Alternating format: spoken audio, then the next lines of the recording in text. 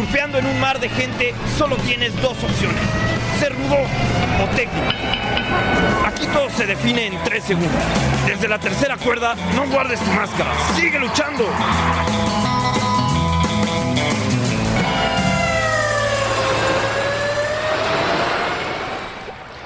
Bienvenidos a Desde la Tercera Cuerda, este podcast que va de arte y lucha libre, platicando con personas que han trabajado o trabajan con este deporte espectáculo desde diferentes trincheras. Mi nombre es Luis Ángel Hernández, a.k.a. Perro, y esta semana estoy muy emocionado, también estoy muy nervioso. Está de invitado nada más y nada menos que Leobardo Magadán, y le agradezco el tiempo. ¿Cómo estás, Leobardo? Muy bien, mi querido Matador 2, don Luis Hernández, el matador de la crónica y de las entrevistas por la radio. Es un gustazo estar contigo. Muchas gracias. La pregunta que le hago de cajón a todos los invitados que vienen es sobre tu primer acercamiento con la lucha libre. ¿Cómo se dio esa primera vez de Leobardo Magadán, tal vez niño, tal vez joven, donde algún enmascarado o un cuadrilátero se puso frente a sus ojos? Pues el primer acercamiento son las películas de Santo, el enmascarado de plata. Esas películas que eran mágicas y que abrían la caja de la imaginación en un niño pues que soñaba con muchas cosas, ¿no? Nos reuníamos en casa de mi abuela, éramos muchísimos nietos, y nos reuníamos todos ahí alrededor de la televisión. Acuérdate que en mis tiempos no había control remoto, así es que ahí nos reuníamos y veíamos las películas. Si te tocaba hasta adelante, muy bien, y si te tocaba atrás, pues ya no escuchabas tan bien, pero era eso mágico, ¿no? A mí me hacía soñar mucho Santo con esas computadoras, con esos teléfonos que eran del futuro también, ¿no? Y acabando con las momias de Guanajuato, por ejemplo. Ese fue mi primer entrada a la lucha libre. Y luego ese Leobardo Magadán pequeño va creciendo y empieza a tener tal vez un gusto por los medios de comunicación. Te decantas por estudiar justamente comunicación, y quiero preguntarte cómo empezó este gusto. ¿Escribías, leías? ¿Cómo fue tu acercamiento con el medio? Incluso puede haber sido tal vez por la época, la radio o la televisión que estaba iniciando.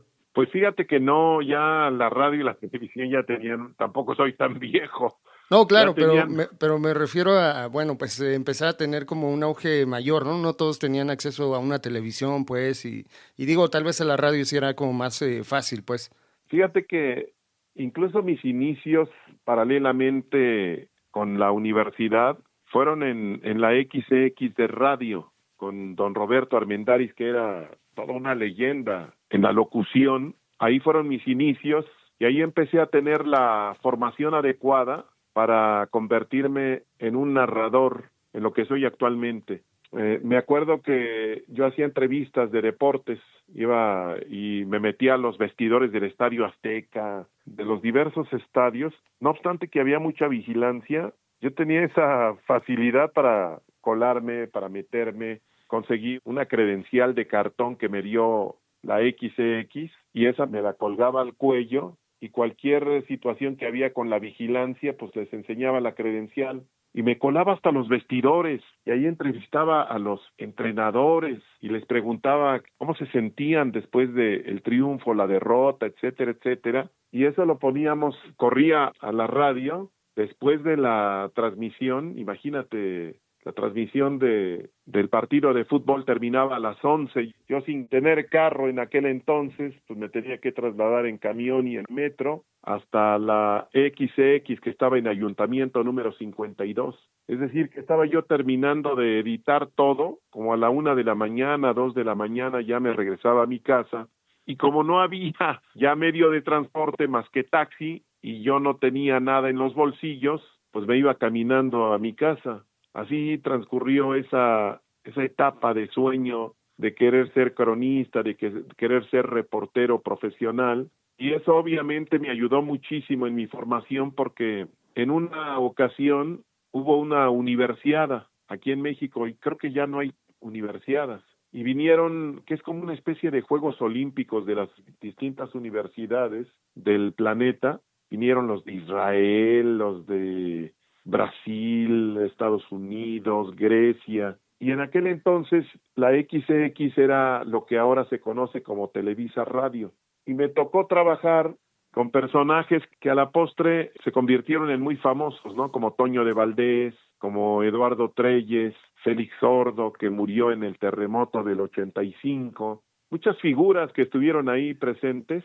Me tocó narrar partidos de básquetbol con Toño de Valdés, con Eduardo Treyes, y ahí los fui conociendo, incluyendo a Fernando Schwartz, que era el jefe de deportes. Y un día él me dijo, oye, estoy necesitando un reportero para la televisión, ¿no te interesaría para Televisa Deportes?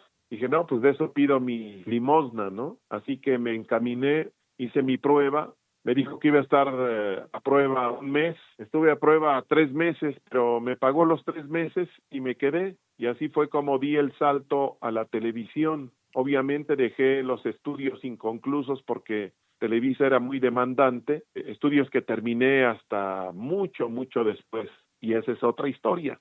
Esos son otros 20 pesos. Oye, justo vi que, y lo acabas de compartir en tus redes sociales, una nota justamente del fallecimiento del santo que hace unos pocos días, bueno, pasó la fecha y bueno, empezaba yo a pensar cómo habrá nacido el gusto de Leobardo Magadán por la narración deportiva, porque sé que previamente ya lo comentabas, narrabas básquetbol, pero también por ahí investigué un poquito, supe que narrabas fútbol.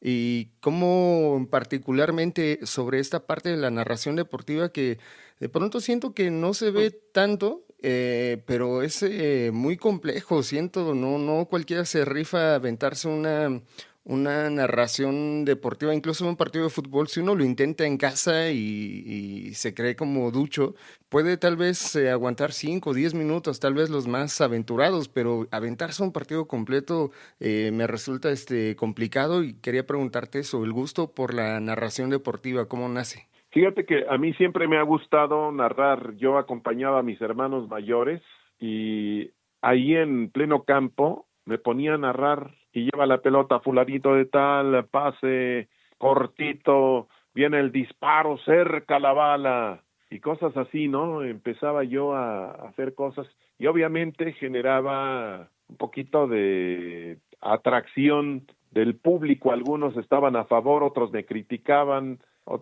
muchos otros pensaban que se me había zafado un tornillo, ¿no?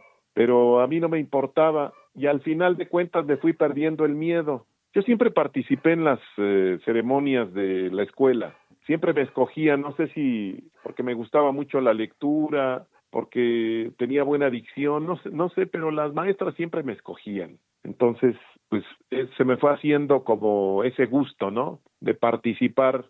Yo todavía recuerdo cuando hablaba en el micrófono y se escuchaba el eco, ¿no? Y eso me sacaba un poquito de onda, pero yo seguía hablando y hablando y hablando, hasta que me acostumbré a hablar en el micrófono en la primaria, en la secundaria. Ya en la preparatoria yo estudié en CCH, que era un nuevo proyecto que tenía el gobierno de la Universidad Nacional Autónoma de México. Y ahí nos enseñaban, teníamos 4 horas diarias de clases, pero a diferencia con las prepas o con las vocacionales, no estaba el maestro dando clases al frente, sino que el maestro servía como una especie de modulador y nosotros éramos los que dábamos la clase, tendríamos que prepararnos un día antes y exponer las clases.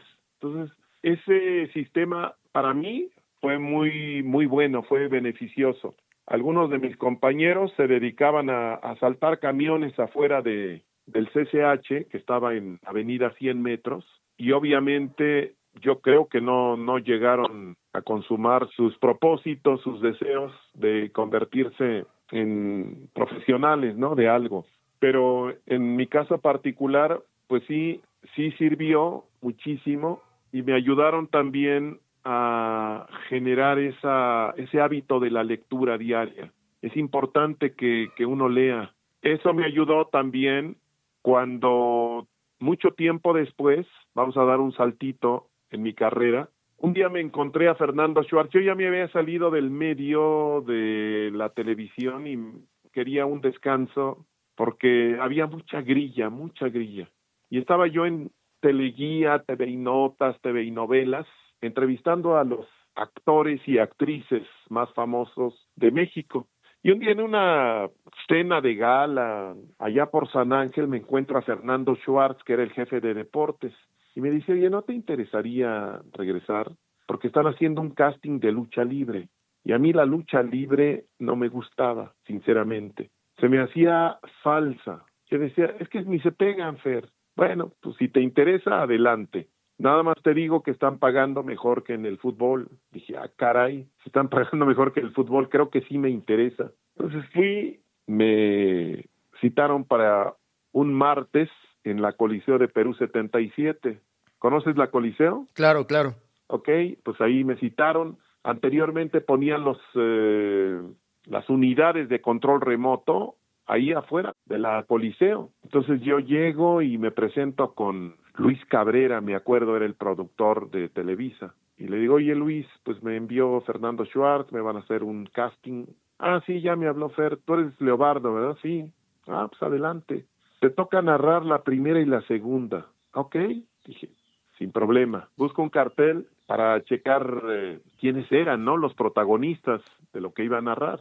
Ah, para esto me había preguntado a Fernando Schwartz, ¿sí conoces, verdad? Sí, ¿cómo no? ¿Sí conoces a los luchadores? Sí. La realidad es que no conocía a nadie, a nadie. De ese cartel no conocía ni a las estrellas, para acabar pronto. Ok, complicado. Muy complicado. Y entonces dije, ¿y si les digo que tuve un inconveniente o que tuve una urgencia y me tuve que retirar? No, pero en eso estaba cuando ya prácticamente habían dado las 7:15, estábamos a punto de iniciar, se iniciaba a las 7:30. Dije, no, pues ya me quedo, ¿para qué? Ya estoy aquí, ¿no? A lo que venga. Y uno de mis, que después fue mi compañero, muy crítico, me decía, pues es que la gente viene a narrar, pero si no conoce, ¿a qué vienen? Esto es lucha libre, necesitas saber de llaves y contrallaves. Yo creo que tratando de espantarme, ¿no? Y al mismo tiempo, el doctor Morales escuchó ese comentario y me dijo, no, tú tranquilo, tú a lo que vas. O sea, ¿en ese casting estaba el doctor Morales también?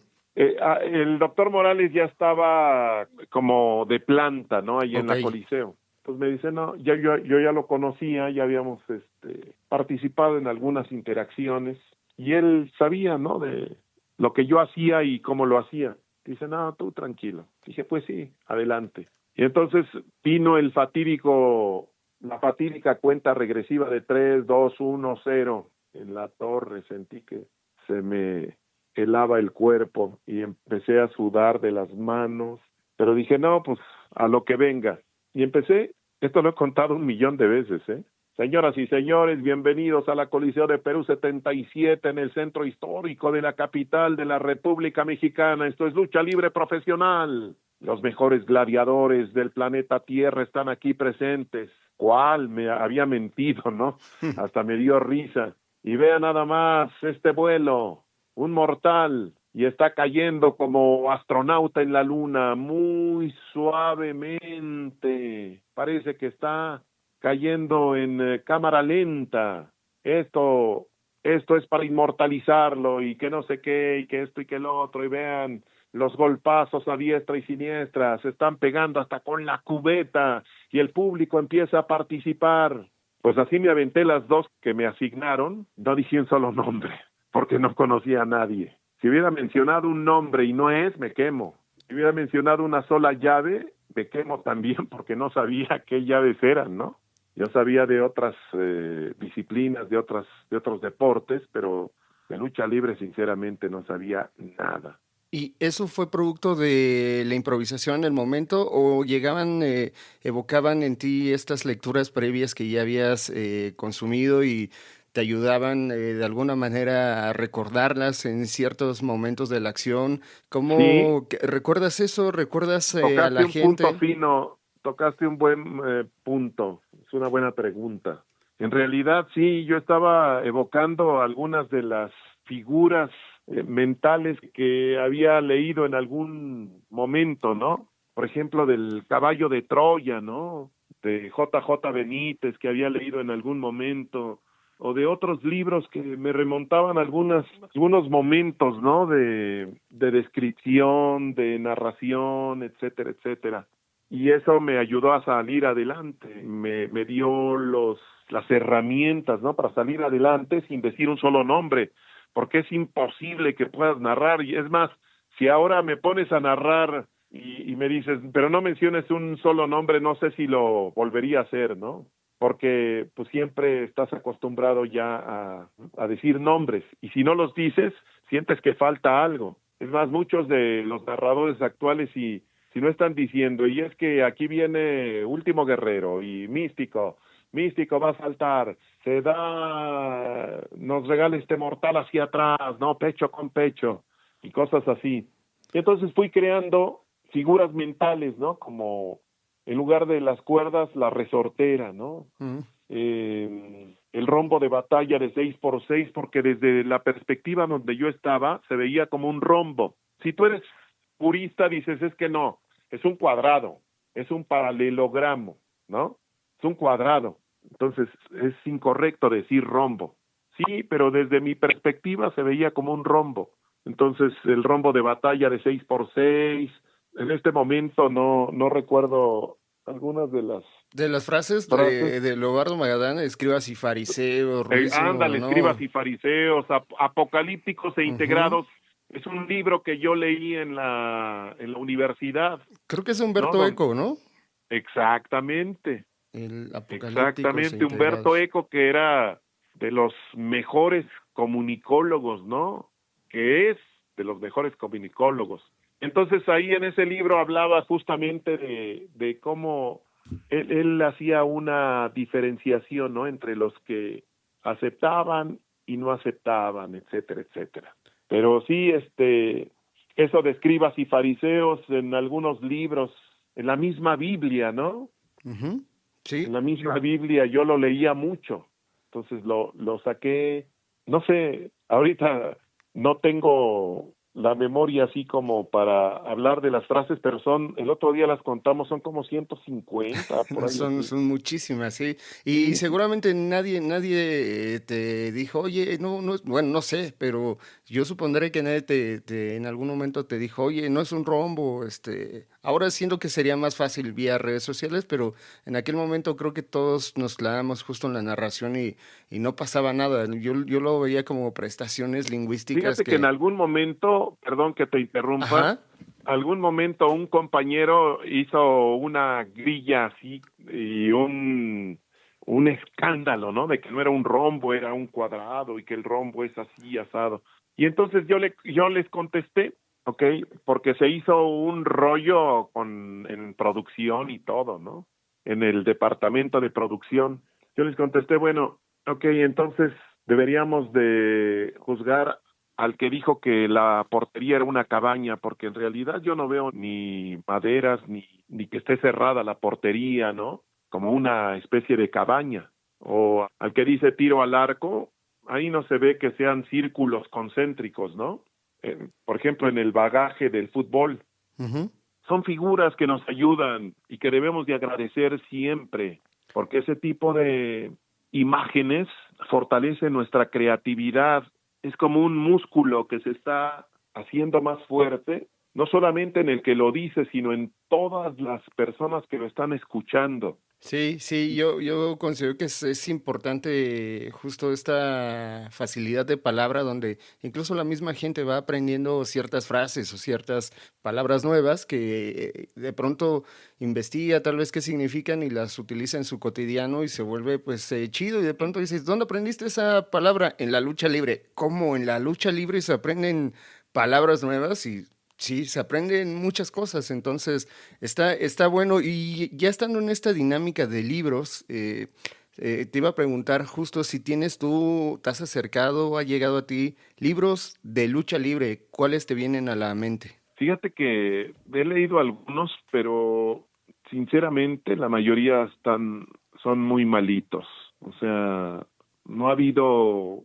¿Uno que te cautive? Uno que me cautive, o sea, los he abandonado a la mitad, ¿no? O hasta menos de la mitad. En las primeras hojas no No, desafortunadamente no ha habido buenos libros que en cuanto a esto de la lucha libre profesional. Es más, ya que hablas de eso, muchas llaves y contrallaves, como que no hay un estudio serio, ¿no? Y no hay forma de irte a la historia porque incluso los mismos luchadores no se acuerdan de las fechas, no se acuerdan de dónde sacaron esa llave, esa contrallave. O sea, no hay un registro que nos permita saber, por decirte algo, si la Gori de don Cory Guerrero, que fue uno de los grandes de todos los tiempos, él la hizo, ¿no? O la copió de alguien más, o la de a caballo, el camel, como le dicen en Estados Unidos, es realmente de don Cory o la copió de alguien más, etcétera, etcétera. No hay un registro que nos permita saber. Sin embargo, bueno, pues don Cory Guerrero, todos sabemos que fue uno de los grandes baluartes de todos los tiempos, que le dio la de a caballo al santo para que se luciera, ¿no? Y bueno, pues así es este deporte. Y la otra, ahí te va, hay luchadores que son técnicamente perfectos, ya nos metimos en otro tema, pero bueno, hay luchadores que son técnicamente perfectos, pero que no contactan con el público. Y hay luchadores que son técnicamente imperfectos o que no saben luchar, pero que son súper taquilleros. Entonces, aquí es donde tienes que lidiar con los dos elementos o con los dos tipos de luchadores, entre comillas, ¿no? Sí, es el carisma también que llega a tener la persona que encarna al personaje. ¿Lobardo Magadán ha pensado en publicar un libro de lucha libre, tal vez? Sí lo he pensado y muy pronto vamos a tratar de hacer algo. Quiero presentar algo que valga la pena, ¿no? Porque la verdad, sinceramente, lo que yo he leído de lucha libre, pues como que no, sinceramente no me ha llamado la atención. Ok, y para, digamos, culminar este punto, jóvenes que están estudiando tal vez alguna licenciatura se han acercado para que seas como una especie de guía en sus trabajos recepcionales. Algunos se han acercado, sí, claro. Yo no tengo mucho tiempo, sinceramente, como para guiarlos y todo ese rollo, porque, pues como te darás cuenta, andamos de la seca a la meca y eso, pues, ellos necesitan a alguien con más tiempo que les esté diciendo por aquí, por allá. Hay varios proyectos que tengo, incluyendo uno de los cuales es justamente el hacer una especie de taller de crónica deportiva y narración, porque hay muchos errores en las nuevas generaciones. De hecho, por ejemplo, con las redes y todo eso, ya cualquiera le pone play y empieza a hablar, pero no se trata de hablar por hablar, hay que conectarse, hay que conectar el cerebro, y no solamente el cerebro, también esta parte de acá abajo, en el pecho, donde tenemos la emoción. O sea, hay mucha gente que habla y habla y habla y técnicamente es perfecta. Fíjate, ya entramos a otro tema. Técnicamente es perfecta, incluso engolan un poco la voz y se ve elegante, ¿no? O sea, no digo que engolar sea malo. A veces en algunos locutores se ve elegante, pero no, son fríos, les falta ese calor. En la crónica deportiva, sobre todo, es necesario conectarte con esta parte de abajo. Entonces, eso no se vende en cualquier farmacia. Eso hay que estimularlo, es como ir al gimnasio, ¿no? Hay que estarlo practicando todos los días hasta que te conectas. Porque si te has dado cuenta, no sé si te ha pasado que le cambias a la televisión y entras a una transmisión de lo que sea, pero vamos a poner lucha libre, ¿no? Y los empiezas a escuchar y todo el rollo, están hasta gritando, pero no están conectando el botón de la emoción, porque la emoción no es solamente gritar, la emoción es algo que no se puede explicar así con palabras simples, es algo más profundo. Y en el momento en que lo logras es cuando te das cuenta de que estabas aplicando mal esto. Incluso esa gente que hasta grita, yo llegué a gritar, ¿no? Si te vas a los videos de antaño, pues gritas, pero es otro tipo de grito, o sea, no, villano, no, ¿no? Cuando le está ganando Atlantis la máscara. es otro tipo de grito, o sea, ese grito que te pone la carne de gallina, ¿no? Porque estás conectando el sentimiento y eso va vía microondas hasta todo el público. En fin, son muchas cosas. Yo te puedo, o tú puedes entender que lo sé todo, ¿no? En realidad, todos los días trato de aprender hasta del que menos sabe o el que menos creo que sabe, ¿no? Claro. Trato de preguntarme todos los días cómo puedo mejorar esto, cómo puedo hacer que esto funcione mejor, porque pues tampoco te la puedes creer, ¿no? Todos los días tratamos de ser mejores. Por supuesto, pero ya teniendo casi 30 años, no sé si ya se cumplieron los 30 años en la narración deportiva, pues preparándote a base de lectura, justamente te da como más herramientas, más seguridad. Has pasado Consejo Mundial gran parte de tu vida, también en algún momento con este switch que hacía Televisa y los comentaristas también tuviste la oportunidad de estar en la AAA. Y justamente ese botón de la emoción donde tú escuchas al narrador, ahora que estabas poniendo simplemente el ejemplo, yo estaba viviendo una lucha que no existió tal vez, ¿no? Y cómo logras llevar esa emoción a muchas personas que hoy en día siguen recordando a Leobardo Magadán, aunque ya no esté en la empresa más longeva de lucha libre en México. Pues mira, eso, trato de conectarme, ¿no? Trato de conectarme, de repente me llegan imágenes, ¿no? Por ejemplo, está el luchador, imaginen al luchador, está en la tercera cuerda en el esquinero y se va a lanzar, ¿no? Se va a lanzar hacia atrás, entonces de pronto me llegan imágenes, el mar está picado, los tiburones se asoman, se va a lanzar Místico, cuidado, se prenden los focos rojos, se lanza pecho con pecho y cosas así, ¿no? O sea, me llegan imágenes en la cabeza como tipo locura, ¿no? Y esas imágenes las aprovecho, las trato de aprovechar y son producto también de esos hábitos, ¿no? Se llaman hábitos atómicos, de estar todo el tiempo leyendo, aunque sea una página. A veces no es ni mucho pedir.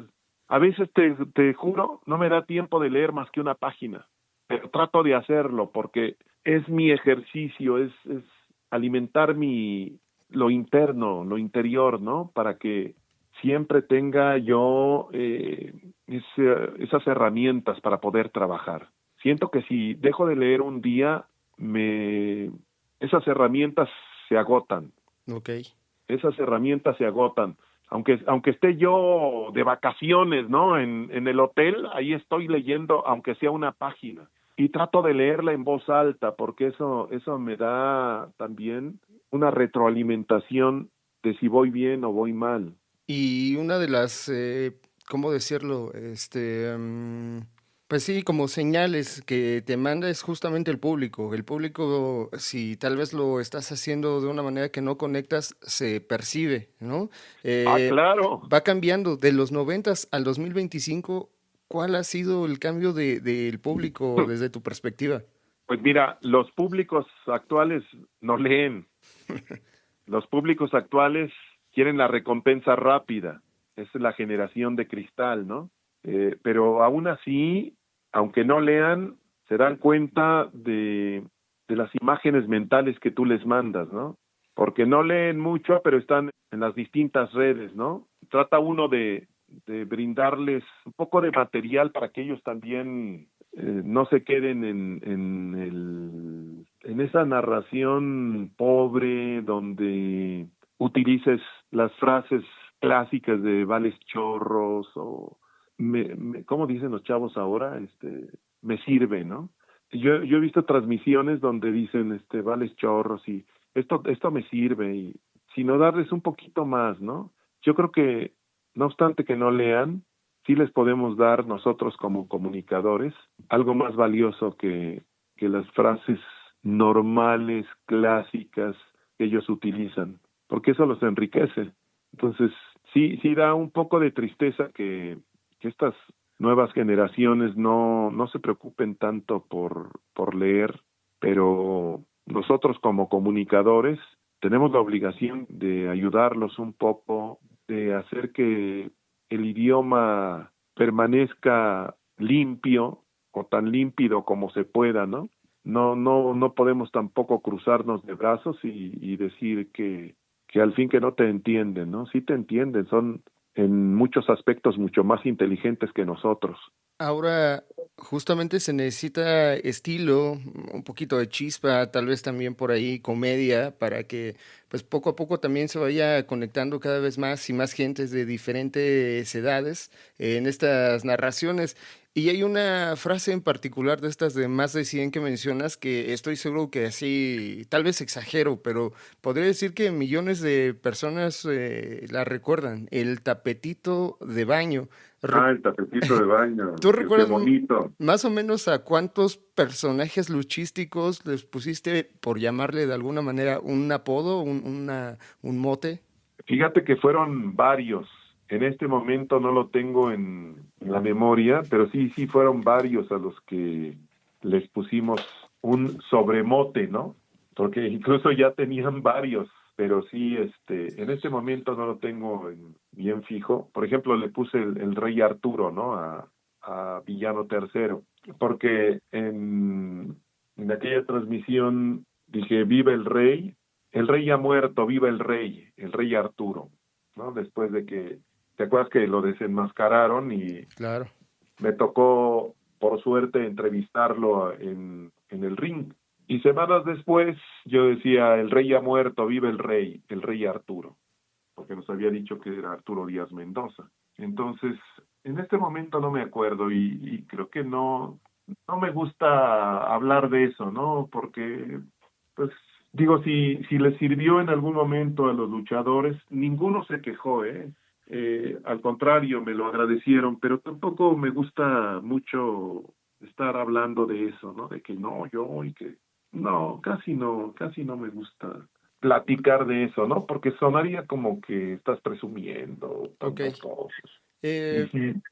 Estaba revisando también en internet cuántas palabras más o menos según la Real Academia tenemos y se habla de más de 90,000 y una persona en el cotidiano utiliza entre 300 y 1,000 palabras.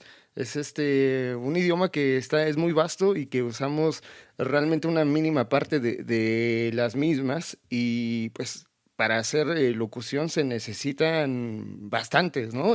Que no te quedes limitado y pues en esta locución hay pues personajes que sin duda también han marcado, ¿no? El Gusano Yáñez, Alfonso Morales, el Rudo Rivera, Zúñiga, Maroñas. ¿Cómo dirías tú que está la narración de la lucha libre hoy en día? Pues mira, cada uno de los cronistas actuales, pues trata de hacer su mejor esfuerzo. No puedo decir que están mal, ¿no? Cada uno trata de hacer su mejor esfuerzo y es muy loable. Cada quien tiene su estilo o trata de llevar un estilo determinado. Y está muy bien, o sea, creo que es muy difícil ser juez y parte, ¿no? O sea, tú Ujú. tratas de hacer lo tuyo, como dicen los luchadores, tratas de echarle, ¿no? Y permites que cada uno dé sus mejores frutos, ¿no? Yo hago lo mío y dejo trabajar. Porque hay mucha gente que se dedica a hacer lo suyo y a criticar a todos los demás. Nunca ha sido mi estilo ese, ¿eh? Te hablo gente de la crónica deportiva profesional. Hay gente que está criticando a medio mundo, ¿no? Es que dijo esto y esto es incorrecto y que no sé qué. Pues es que dentro de la crónica estás expuesto porque la mayoría de nosotros, pues prácticamente estamos hablando y como si fuéramos en vivo. Es decir, que lo que dijiste haya sido bien o haya sido mal dicho, pues ya se quedó así. No tienes ni tiempo de recomponer. Yo he cometido algunas fallas al aire de alguna palabra, alguna imprecisión en algo, en algún dato, pero pues ya se quedó así. Y es la rapidez con la que tienes que narrar también. Sin embargo, te das cuenta y para la siguiente tratas de corregirlo, porque esto es también así. O sea, quien te diga que es perfecto en su narración te está mintiendo. Todos, hasta las grandes leyendas, han cometido errores, y a veces errores garrafales. El caso es que tú tengas la humildad para decir, bueno, ok, lo dije, se quedó, y para la próxima lo corregimos, y punto, ¿no? Es muy difícil esto, hay muchos egos, y te digo, hay gente que sí está pendiente de lo que tú dices, no de lo que él dice, de lo que tú dices, para tratar de corregir. Actualmente acabas de estrenar el podcast Qué Bárbaro Magadán con Gronda, con muy buenos números. Hace rato lo estaba viendo porque no había tenido la oportunidad. Tiene más de 70,000 vistas. ¿Cómo surgió la idea? ¿Del podcast o de la entrevista con Gronda? No, del podcast y claro, por supuesto, ¿por qué estrenarlo con Gronda tal vez? Bueno, mira, desde hace años, décadas, mi esposa me decía que hiciéramos el podcast, pero yo estaba muy tranquilo, yo decía, no, ¿sabes qué? Me voy tranquilo con las transmisiones, nunca me ha gustado así llamar mucho la atención y ser el foco. Yo sé que hay gente que vive de eso y que le gusta y muy respetable, ¿no? O sea, yo los respeto, no los critico, los respeto. Yo no, y entonces me decía, pero oye, mira, es que tienes muchos seguidores, hay que aprovecharlos. Yo le decía, no, estaba yo en mi zona de confort, ¿no? Y un día, hace poco, el año pasado, como por octubre, septiembre, octubre del 2024, me recibo una llamada de un ex compañero, Gregorio Núñez. Él trabajó mucho tiempo en Televisa en las transmisiones como productor. Y me dice, oye, ¿tú tienes podcast? No, Goyo, ¿no te gustaría hacer un podcast?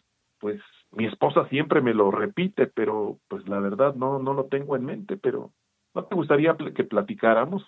Nos fuimos a un café y ahí lo platicamos, lo aterrizamos, incluso él ya tenía el nombre. Me dice, mira, yo tengo el nombre ya.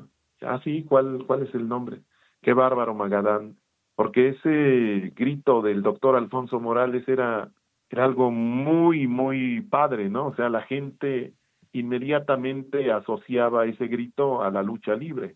Entonces empezamos a buscar quiénes podrían ser entrevistados. Y Gronda me llamaba mucho la atención. Yo sé que nunca aprendió a luchar, de hecho, y él mismo lo dice. Pero esto no solamente es lucha libre, es un negocio. Y él, para mi gusto, fue de los mayores fenómenos que han existido en la lucha libre. Llegaba a Gronda y abarrotaba. Llegaba a Gronda y las fotografías, las filas para la fotografía, eran para tomarse la foto con ese demonio vestido de rojo con la máscara de látex. Era impresionante verlo, 115, 120 kilos, pero de puro músculo. Era un personaje Gronda, ¿eh? O sea, quien me diga, no, es que no sirve, que es un bulto y una maleta, ok, está bien, pero esto es un negocio también. Y las estrellas a veces no llenaban como Gronda. Entonces, por eso me llamó mucho la atención, porque es todo un personaje, bien hecho, bien creado, ¿no? Y bueno, por eso decidimos lanzarlo como primer personaje. Tenemos otros personajes que son unos trabucos también, ¿no? Como el Diamante Azul, como Pirata Morgan, que próximamente lo vamos a tener también, como Lady Apache, que es una superestrellaza, ¿no? De las mujeres. En fin, esa fue la historia resumida del podcast Qué Bárbaro Magadán. Ok, la neta se me hace bien, bien bueno que haya nuevas voces en las redes, digamos nuevas, porque no habían estado en ese formato y que pues propongan también una cosa diferente, ¿no? Yo creo que justamente la gente logra conectar o también logra tener más posibilidades de elegir qué ver y eso siempre se me ha hecho muy rico, esta diversidad. Llegas al mundo independiente narrando lucha libre en Monterrey, por ahí vi una entrevista previo al podcast con Qué Monito y también se habla hoy en día que Magadán es representante del DMT Azul. Cuéntame de este nuevo proceso, ¿cómo te encontraste cuando saliste del Consejo Mundial y viste todo el mundo que hay de lucha libre independiente en México? Sí, mira, yo me salgo del Consejo Mundial porque las condiciones para realizar tu trabajo pues ya no eran las propicias, ¿no? O sea, ya nos limitaban hasta decir palabras en doble sentido cuando era absurdo, ¿no? Porque pues nosotros casi no somos groseros. O sea, de pronto decimos alguna que otra palabra en doble sentido para generar imágenes, pero en realidad nuestro léxico nos limitaban para decir palabras en inglés, increíble. No querían que se dijeran las llaves en inglés, que porque éramos un canal dedicado exclusivamente al público en español. Échate ese trompo a la uña. Y entraban ahí al análisis voces que no tenían nada que ver con la lucha libre, o voces que ni siquiera tenían los tamaños, ¿no? Para la lucha libre. Entonces, pues haz de cuenta que me salgo y que dije, bueno, mi tranquilidad es más importante, ya no me estoy divirtiendo. Sé que hay buenos elementos en el Consejo Mundial, sé que es la catedral, pero incluso los elementos del Consejo Mundial están demasiado limitados, tanto que a veces sus movimientos son ya muy, y perdón que lo diga, pero ya muy mecanizados. O sea, falta que estos elementos den el do de pecho, que sean libres para poderse mover como tales, ¿no? Como verdaderas estrellas. Pues salgo y sales a lo nuevo, ¿no? Después de casi 30 años, ves el panorama medio oscuro, empiezas a conocer a alguno que otro promotor, y así empiezas, ¿no? O sea, empiezas a ver que pues la cosa no es tan fácil, pero tampoco es tan difícil, porque pues ya tienes un lugar dentro del medio. Más bien la situación es diferente, ¿no? Porque no estabas acostumbrado, no es que sea difícil, es diferente. Empecé a narrar ahí en Monterrey, en Apodaca, en una arenita muy bonita, pero muy chiquita. Entonces, imagínate después de narrar en la México Catedral, ante 17,000 aficionados y todo el rollo, un ambiente multicolor, narras en esta arenita, se llama la Arena Mezquital, en Apodaca, en un pueblito no es pueblito, en una ciudad de Nuevo León muy bonito, y pues sí era para mí como un shock, ¿no? Como acostúmbrate ahora a esto, ¿no? No porque fuera menos, sino porque estás acostumbrado al ruidero y incluso que te le suban más a los audífonos para que puedas escuchar bien, porque la gente está muy inquieta y muy gritona, etcétera, etcétera. Y te encuentras con que entre los independientes hay mucha gente muy valiosa, que hay auténticas estrellas que la revolución no los ha puesto en su lugar, ¿no? Y que, perdón lo que vaya a decir, después del consejo no se acaba la vida, ¿no? Al contrario, te das cuenta de que el mundo independiente es un multiverso, con mucha gente muy interesante, promotores muy inteligentes, que están haciendo incluso magia, ¿no? Me estaba viendo una de las narraciones que estaba haciendo de Crash allá en Tijuana, en TJ. No manches, en 4K, precioso. Utilizaban, me parece que con una grúa también para las tomas aéreas. Impresionante, tanto la producción como todo el espectáculo que estaban presentando.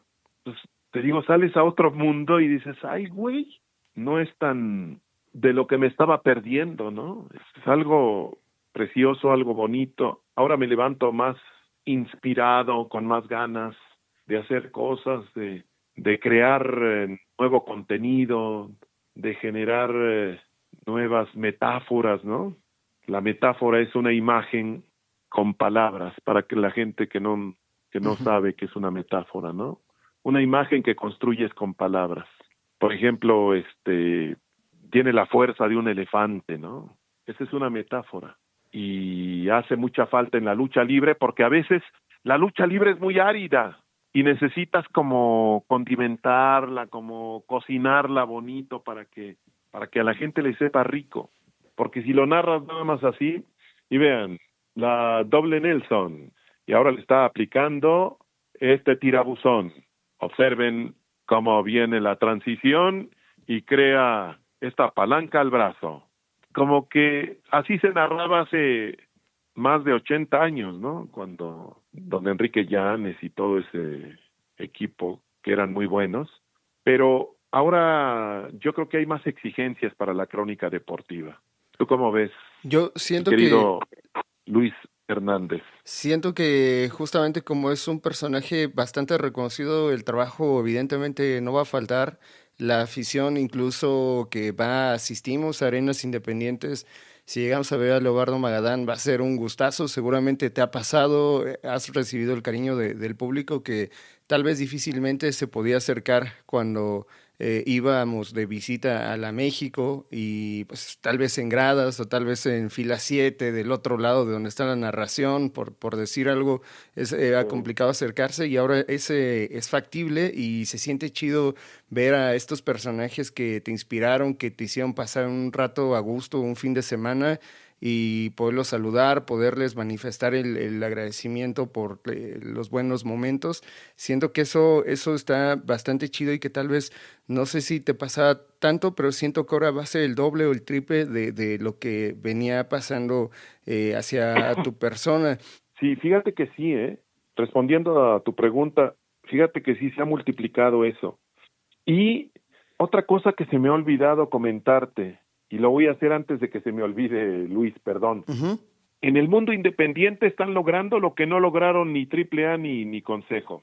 Nos acaban de unir a Jesús Zúñiga y a tu servidor para narrar el 2 de marzo en la pequeña arenita Mezquital, en un evento internacional, porque viene Lightyear, el japonés que es una leyenda. Entonces viene Tessa Blanchard. Entonces es un evento internacional, imagínate, en una arenita tan chiquita, ahí va a haber tantas estrellas. Y lograron reunir otra vez a Jesús Zúñiga y a tu servidor después de más de 20 años. No me acuerdo, pero son como 22 o 24 años que no estamos juntos narrando. Entonces yo creo que eso es un logro, ¿no?, de los promotores. Sí, ojalá haya un registro ahí grabado para pues poderlo Se va a vivir. grabar y creo que se va a transmitir en directo. Sí, porque digo, Monterrey tal vez para algunos es mucho más factible llegar, evidentemente si viven allá, evidentemente si viven en uno de los estados colindantes, pero para la gente que estamos tal vez un poco más al centro del país resulta complicado, entonces va a ser bastante bueno poder ver esa unión nuevamente de estos cronistas que uno veía en televisión. Te iba a preguntar, ¿qué significa la lucha libre para Leobardo Magadán? Nada más te quería añadir al comentario anterior que esto lo lograron el Patrón Espectáculos y Lucha Libre del Norte, que son dos promotores modestos, pero con una súper inteligencia, ¿no? Porque han logrado esto, junto con Edson Ortiz de Monterrey, que ha sido también como Pieza uno de los clave. creativos, ¿no? Efectivamente. Entonces, ¿qué significa la lucha libre, dices? Así es, para Leobardo Magadán, la lucha libre es... Magia. Es magia. A mí no me gustaba antes y después me arrepentí de ese comentario que hice, ¿no? De que se me hacía falsa, ¿no? La lucha libre no es falsa. La lucha libre es como el punto de unión entre la realidad, entre lo real y lo virtual, entre lo real y lo fantástico. Y ahí empezó todo un sueño, ¿no?, de mi parte. Después de que me hicieron el casting aquel, Fernando Schwartz, una semana después me presenté y me quería disculpar y me dice, no, espérame, no te disculpes. En realidad esto es lo que necesitamos, gente que no sea tan técnica para narrar, porque se nos estaban yendo parte del público nuevo, precisamente por narrar de llave y contra llave y de castigo y recontra castigo. Entonces, eso es lo que nosotros necesitamos aquí en Televisa, y a partir de esta semana empiezas a ser programado. A partir de ese momento, del 95, fíjate, 1995, empecé yo a trabajar. Estamos en 2025, pero yo cumplo 30 años como narrador, como por julio o agosto. Y a partir de ese momento empecé a trabajar ininterrumpidamente en Televisa. en una misma semana me tocaba Tijuana con AAA y la Coliseo acá en la Ciudad de México, ¿no? Empezamos a trabajar las dos firmas más grandes de México, que son AAA y Consejo Mundial. Quizás el colofón sería que gracias a esas dos empresas, gracias a esos dos estilos, uno creó su propio estilo también, ¿no? Porque en realidad eran muy diferentes, ¿no? En la AAA era el pastelazo y el sillazo, y acá era llaveo contra llaveo, etcétera, etcétera. Era como más espectáculo en la AAA, ¿no? Era el espejo de WWF que después se convirtió a WWE. ¿Cómo está la lucha libre hoy en día? Bien, muy bien. El problema es cómo los de hasta arriba, hay muy buenos elementos, para que me entiendas, o sea, hay tela de dónde cortar para generar un espectáculo de primera, mucho mejor que el del pasado, ¿eh?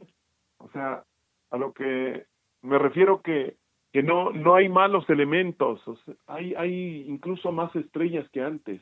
La cosa es que sepan canalizar los de arriba, ¿no?